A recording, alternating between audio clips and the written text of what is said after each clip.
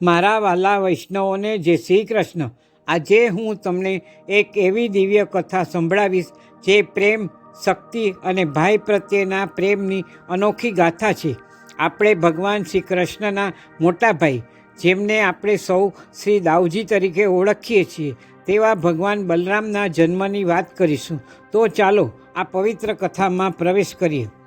પુષ્ટિ માર્ગની પરંપરામાં ભગવાન બલરામને સ્નેહપૂર્વક શ્રી દાઉજી કહેવાય છે, જે ઊંડા પ્રેમ અને સન્માનનો શબ્દ છે. તેનો અર્થ એ થાય છે કે સન્માનિત મોટા ભાઈ. કૃષ્ણના મોટા ભાઈ ભગવાન બલરામનો જન્મ શ્રાવણ મહિનાની પૂનમના દિવસે થયો હતો. હિન્દુ ધર્મગ્રંથો જેમ કે શ્રીમદ ભાગવત અને વિષ્ણુ પુરાણ અનુસાર તેમનો જન્મ એક અસાધારણ ઘટના હતી. ઘણા સમય પહેલાં મથુરામાં એક ખૂબ દુષ્ટ રાજા રહેતો હતો. તેનું નામ કંસ હતું. કંસને એક ભયાનક વાણી સંભળાઈ હતી. તેની બેન દેવકીનો 8મો પુત્ર તેને મારી નાખશે. આ ડરથી કંસે દેવકી અને તેના પતિ વાસુદેવને જેલમાં પૂરી દીધા. કંસે તેમના 6 બાળકોને જન્મતાની સાથે જ મારી નાખ્યા હતા. જ્યારે દેવકી 7મી વાર ગર્ભવતી થયા ત્યારે આ બાળક ભગવાન બલરામ હતા.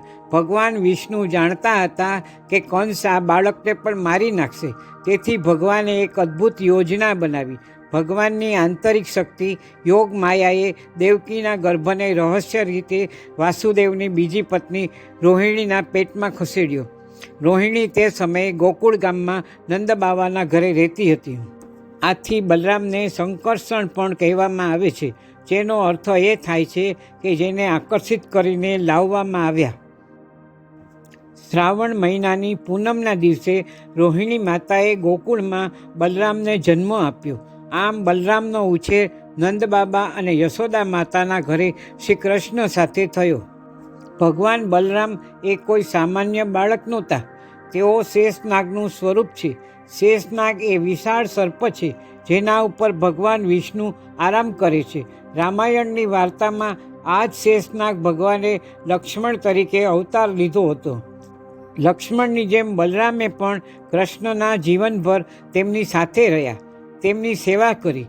આ બધું બતાવે છે કે એક જ દિવ્ય આત્મા અલગ અલગ સમયમાં ભગવાનની સેવા કરવા માટે અવતાર લે છે. બલરામ માત્ર એક માનવ નહોતા, પરંતુ ભગવાન કૃષ્ણના પ્રથમ સ્વરૂપ હતા. તેમને મૂળ આધ્યાત્મિક ગુરુ માનવામાં આવે છે અને તેઓ ભગવાનની શક્તિનું પ્રતીક છે. તેઓ આપણને ભગવાન કૃષ્ણની ભક્તિ કેવી રીતે કરવી તે શીખવે છે. નાનપણથી બલરામ અને કૃષ્ણ એકબીજાથી ક્યારેય અલગ નહોતા. તેઓ બંને સાથે મળી અને ગાયો ચરાવવા જતા હતા. જંગલોમાં રમતા અને મસ્તી કરતા હતા. બલરામની ત્વચા ગોરી હતી, કૃષ્ણની શ્યામ હતી. બંને સાથે ખૂબ જ સુંદર લાગતા હતા. બલરામ કૃષ્ણ માટે માત્ર મોટા ભાઈ નહીં, પરંતુ તેમના પરમ મિત્ર અને સહાયક હતા. તેમની શક્તિ અને પ્રેમનું પ્રતીક છે કે તેઓ હંમેશા કૃષ્ણની સેવામાં સમર્પિત રહ્યા. બલરામ ખૂબ શક્તિશાળી હતા. તેમણે કંસે મોકલેલા ઘણા રાક્ષસોને પણ માર્યા હતા, જેમ કે ગધેડાના રૂપમાં આવેલો ધેનુકાસુર અને ગોવાળિયાના રૂપમાં આવેલો પ્રલંબાસુર. બલરામે પોતાની તાકાતથી આ બધા રાક્ષસોનો નાશ કર્યો. એકવાર જ્યારે તેઓ યમુના નદીમાં સ્નાન કરવા ગયા, ત્યારે યમુના નદીમાં પાણી જ નહોતું. આ જોઈને બલરામે પોતાનું હળ લઈ અને યમુના નદીને ખેંચવાનું શરૂ કર્યું. જમનાજી ડરી ગયા, તરત જ પાણીથી ભરાઈ ગયા. આજે પણ યમુના નદીનો વળાંકવાળો રસ્તો બલરામની આ શક્તિશાળી લીલાની યાદ અપાવે છે. આ હતી ભગવાન બલરામની અદ્ભુત કથા. તેમણે આપણને શીખવ્યું છે કે સાચો પ્રેમ અને ભક્તિ શું છે. જેમ બલરામ હંમેશા કૃષ્ણની સાથે રહ્યા અને તેમની સેવા કરી, તેમ આપણે પણ ભગવાન સાથેનો આપણો સંબંધ મજબૂત બનાવવો જોઈએ. બલરામ એ માત્ર કૃષ્ણના મોટા ભાઈ જ નહીં, પણ આપણા સૌના માર્ગદર્શક છે. જય બલરામ, જય શ્રી કૃષ્ણ, જય શ્રી દાઉજી દયાલ.